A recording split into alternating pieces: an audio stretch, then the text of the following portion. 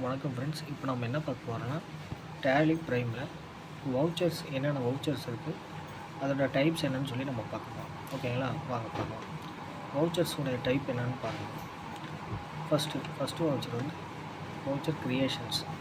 Voucher கிரியேஷன்ஸில் எத்தனை type இருக்குதுன்னு முதல்ல பாருங்கள். First type of vouchers. First வந்து கான்ட்ரா வந்து F4 வந்து ஷார்ட் கீன்னு சொல்லுவாங்க. F4 ஓகேங்களா? ஃபங்க்ஷன் போடுவோம் F4ன்னு சொல்லுவாங்க. அடுத்து வந்து பேமெண்ட் வவுச்சர் வந்து FI. ஓகேங்களா? Payment voucher FI. Receipt voucher வந்து F6. ஜேர்னல் என்ட்ரி வந்து F7. சேல்ஸ் வவுச்சர்ஸ் வந்து F8. பர்ச்சேஸ் வவுச்சர் வந்து F9. டோட்டலாகவே ஒரு 6 வவுச்சர் இருக்குது. அதுக்கப்புறம் டெபிட் நோட், கிரெடிட் நோட் இருக்குது. அதெல்லாம் அதுக்கப்புறம் நம்ம போக பார்க்கலாம். கான்ட்ரா வவுச்சர்ஸ்னால் என்னென்னு பார்க்கலாம். கான்ட்ரா வவுச்சர்ஸ்னால் F4ன்னு சொல்லுவாங்க.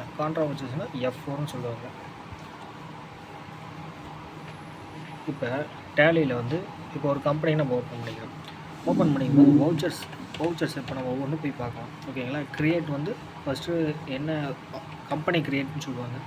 கிரியேட்னா நம்ம ஏதாவது குரூப் ஆஃப் லெட்ஜராக இல்லை கரன்சியாக வவுச்சர்ஸ் டைப்பாக இதெல்லாம் வந்து க்ரியேட் பண்ணிக்கலாம்.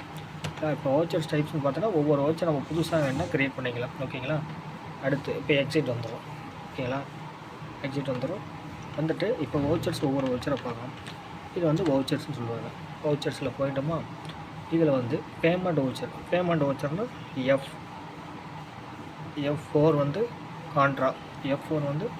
கான்ட்ரா வவுச்சர்னு சொல்லுவாங்க. அடுத்து வந்து FI வந்து பேமெண்ட் வவுச்சர்னு சொல்லுவாங்க. அடுத்து வந்து F6 வந்து ரெசிப்ட் வவுச்சர்.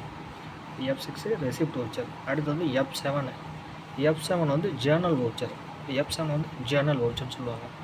அடுத்து F8 வந்து சேல்ஸ் வவுச்சர்னு சொல்லுவாங்க. பார்த்தீங்களா? Accounting vouchers of creation sales voucher. இது வந்து சேல்ஸ் வவுச்சர். அடுத்து வந்து F9 வந்து பர்ச்சேஸ் வவுச்சர்னு சொல்லுவாங்க. இது வந்து ஸ்டார்டிங் கான்ட்ரா வவுச்சர்ஸ் பற்றி நம்ம ஃபஸ்ட்டு பார்க்கலாம். கான்ட்ரா வவுச்சர்ஸ்னால் என்ன? கான்ட்ரா வவுச்சர்ஸுங்கிறது கேஷ் ட்ரான்சாக்ஷன் நடக்கும்போதோ, இல்லை கேஷ் டு பேங்க் ட்ரான்சாக்ஷன் நடக்கும்போதோ, இல்லை bank to bank cash money transfer பண்ணக்கூடியோ கான்ட்ரா வவுச்சர்ஸ் யூஸ் பண்ணுவாங்க. கான்ட்ரா வவுச்சர் மேக்ஸிமம் கேஷ் ரிலேட்டடான ட்ரான்சாக்ஷன் மட்டும் தான் யூஸ் பண்ணுவாங்க. கேஷ் டு கேஷு, அதாவது வித்ட்ரா பண்ணுறது, பேங்க்லேருந்து வித்ட்ரா பண்ணுறது, பேங்க்கில் டெபாசிட் பண்ணுறது, ஒரு பேங்க்லேருந்து இன்னொரு பேங்க்கு வந்து மணி ட்ரான்ஸ்ஃபர் பண்ணுறது, கேஷ் ட்ரான்ஸ்ஃபர் பண்ணுறது, இது வந்து F4 கான்ட்ரா வவுச்சர்னு சொல்லுவாங்க. அடுத்து வந்து பேமெண்ட் வவுச்சர்னால் என்னென்னு பார்க்கலாம். பேமெண்ட் வவுச்சர்னால் cash or bank paid. Payment நம்ம ஏதாவது கொடுக்குற மாதிரி இருக்குன்னு இல்லைங்களா? பே பண்ணுற மாதிரி இருந்தால் நமக்கு வந்து செலவு தான் சொல்லுவாங்க. அதனால தான் all expenses paid cash or bank. ஏதாவது மூலிமா இப்போ செக் கொடுத்தா கூட அது பேமெண்ட் வவுச்சர் தான் நம்ம போடுவோம். செக்குன்னா என்ன சொல்கிறது, பேங்க்லேருந்து நம்ம அமௌண்ட்டு ட்ரான்ஸ்ஃபர் வித்ட்ரா பண்ணி எடுத்துறது. அடுத்து தேர்ட் பார்ட்டி பேமெண்ட்னு சொல்லுவாங்க. அடுத்து ஃபிக்ஸ்டு அசட் பர்ச்சேஸ்ன்னு சொல்லுவாங்க. ஃபர்னிச்சர், லேண்ட் அண்ட் பில்டிங் இதெல்லாம் ஃபிக்ஸ்டு அசட்னு சொல்லுவாங்க. அது வந்து ஃபிக்ஸ்டு அசட் வவுச்சர்னு சொல்லுவாங்க. இது வந்து பேமெண்ட் வவுச்சர். என்னது? F5 வந்து பேமெண்ட் வவுச்சர். இதுதான் அந்த பேமெண்ட் வவுச்சர்னு சொல்லுவாங்க. ஓகேங்களா? Payment voucher. அடுத்து வந்து என்னது? ஜேர்னல் வவுச்சரில் என்னென்னு பார்க்கலாம். ஆல் அட்ஜஸ்ட்மெண்ட் என்ட்ரிஸ், அதாவது ஏதாவது ஒரு அட்ஜஸ்ட்மெண்ட் என்ட்ரிஸ் இருந்தால் அது வந்து ஜேர்னல் வவுச்சர்னு சொல்லுவாங்க. ஓகேங்களா? டெப்ரிசியேஷன் அட்ஜஸ்ட்மெண்ட், ஒரு ஃபிக்ஸட் அசட்டுக்கு வந்து டெப்ரிசியேஷன் வரும். இப்போ லேண்ட் அண்ட் பில்டிங் வந்து டெப்ரிசியேஷன் வரும். அது வந்து டெப்ரிசியேஷன் அட்ஜஸ்ட்மெண்ட் பண்ணிக்கலாங்க. அடுத்து வந்து அவுட்ஸ்டாண்டிங் எக்ஸ்பென்சஸ், கொடுக்கப்பட வேண்டிய செலவுகள்னு சொல்லுவாங்க. கொடுக்கப்பட வேண்டிய செலவுகள்னால் நமக்கு வந்து எக்ஸ்பென்சஸ் தான். அதனால் அவுட்ஸ்டாண்டிங் எக்ஸ்பென்சஸ் இங்கே வரும். அதே ஆல் எக்ஸ்பென்ஸ் பெய்டு டு கேஷ்னால் பேமெண்ட் வவுச்சரில் வரும். பெய்டு டு கேஷ்னால் பேமெண்ட் வவுச்சரில் வரும். அதே வந்து அவுட்ஸ்டாண்டிங் எக்ஸ்பென்சஸ்னால் ஜேர்னல் என்ட்ரியில் வரும். ஜேர்னல் என்ட்ரி என்னது? F7. Shortcut F7. அடுத்து பேட் டெப்ட்ஸ் அட்ஜஸ்ட்மெண்ட்னா வராத கணக்குகள் எல்லாமே அட்ஜஸ்ட் பண்ணுறது. எதுனா பேட் டெப்ட்ஸ் மேக்ஸிமம் வந்து ஜேர்னல் என்ட்ரியில் தான் வரும். அடுத்து நம்ம பார்க்கலாம். அடுத்து வந்து சேல்ஸ் வவுச்சருக்கு ஷார்ட்கட் என்னது? F8. சேல்ஸ் வவுச்சருக்கு ஷார்ட்கட் என்னது? F8. ஓகேங்களா? F8. இப்போ அடுத்து F8. இப்போ சேல்ஸ் வவுச்சர் என்னென்ன டைப் இருக்குன்னு பார்க்கலாம்.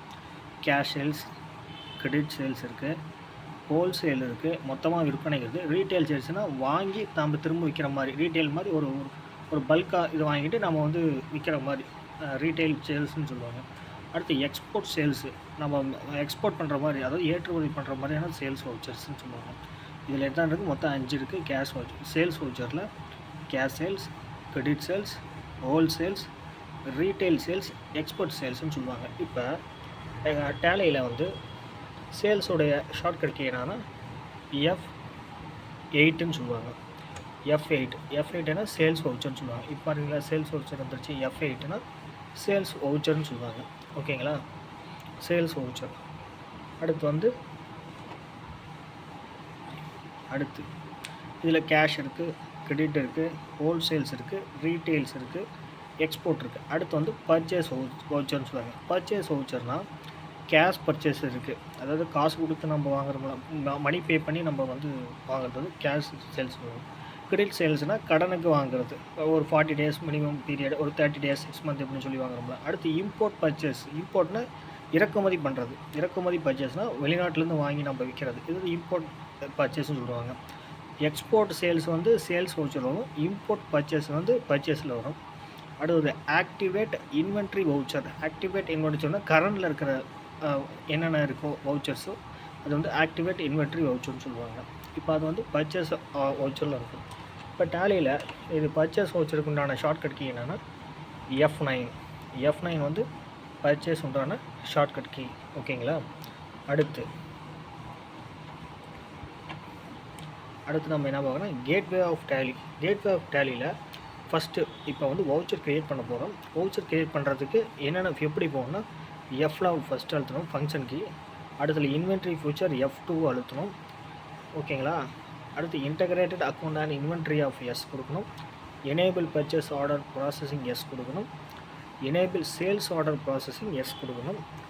Use rejection inward and outward notes வந்து எஸ் கொடுக்கணும். Use material and out vouchers வந்து எஸ் கொடுக்கணும். இப்போ நம்ம டேலிக்கு போய்க்குவோம்.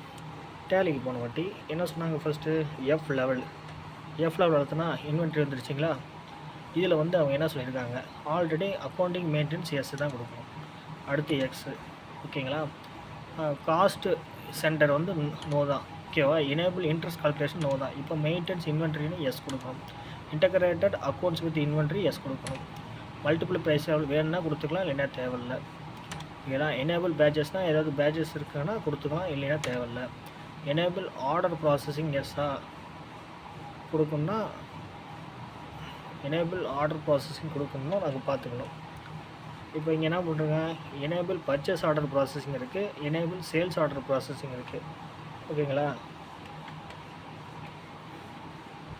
எனேபிள் ஜாப் ஆர்டர் ப்ராசஸிங்னால் எஸ் தான் கொடுக்கணும். ஜாப் ஆர்டர்னாவே அதுதான் கொடுக்கணும். ஓகேங்களா, எனேபிள் காஸ்ட் ட்ராக்கிங் தேவையில்லை. ஓகேவா, ஜாப் காஸ்டிங் வந்து தேவையில்லை. கால் ஆஃப் இன்வாய்ஸ் தேவையில்லை. செப்பரேட் பை பில்டு குவான்டிட்டி காலம் இன்வாய்ஸ் வந்து வேணுமா, தேவையில்லை. இப்போ அடுத்து ஜிஎஸ்டி வேணுமா, எஸ்ன்னு தான் சொல்லணும். ஜிஎஸ்டியில் என்னென்ன ஜிஎஸ்டி வேணும்னு கேட்குறாங்க. இப்போ தமிழ்நாடு ஜிஎஸ்டின்னா இப்போ இதில் வந்து ரெகுலர்னு நம்ம கொடுத்துக்கிறோம். அடுத்து வந்து வேறு எங்கேயாவது டேட்டில் யூஸ் பண்ணோமா, தேவையில்லை. அடுத்து வந்து தமிழ்நாடு ஜிஎஸ்டி நம்பர் இதுதான். இப்போ இது இல்லாத பட்சத்தில் நம்ம ஏதோ ஒரு 33 ஸ்டார்ட் ஆகிற நம்பரில் நம்ம ஜிஎஸ்டி நம்பர் கொடுத்துருவோம். ஒரு எக்ஸாம்பிளுக்கு ஏபிசி கம்பி இபியா டிஎஸ்பியா இவிசியான்னு சொன்னால் அது கொடுத்துருவோம். அடுத்து வந்து இன்வாய்ஸ் அப்ளிகபிள்னா தேவையில்லை. ஓகேங்களா, இவேபிள் தேவையா, தேவை தான். அப்போ எஸ்ஸு. அடுத்து கொடுத்தோம்னா கம்பெனி எனேபிள் ஆகிரும். அடுத்து டேக்ஸு நோ.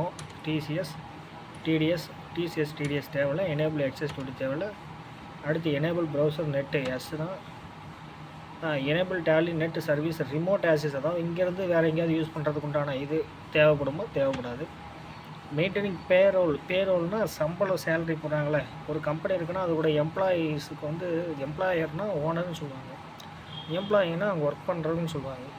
இப்போ எம்ப்ளாயர் வந்து இப்போ ஒருத்தர் 2 பேர்னால் நிறைய கொடுத்துடலாம் நம்ம சேலரி. இதே ஒரு 100 பேர் 500 பேர் 1000 பேருங்கும்போது அவங்களுக்கு பேரோல் மெயின்டைன் பண்ணணும். பேரோல் மெயின்டைன் பண்ணால் தேவைப்பட்டால் தேவைன்னு போட்டுக்கலாம், இல்லைன்னா இப்போ தேவையில்லை நமக்கு. ஏன்னா நம்ம வந்து மேனுஃபேக்சரிங் தானே. இப்போ அது கியூஆர் லிங்க் ஏதாவது யூஸ் பண்ணுவோம், தேவையில்லை. எனேபிள் மல்டிபிள் ஆக்சஸ்னால் தேவையில்லை. மார்க் மாடிஃபை வவுச்சர்ஸ்னு தேவையில்லை. ஓகேங்களா? அவ்வளோதான். கொடுத்துட்டா வந்துருச்சு, ஓப்பன் ஆயிடுச்சு. ஓகேவா? Thank you friends.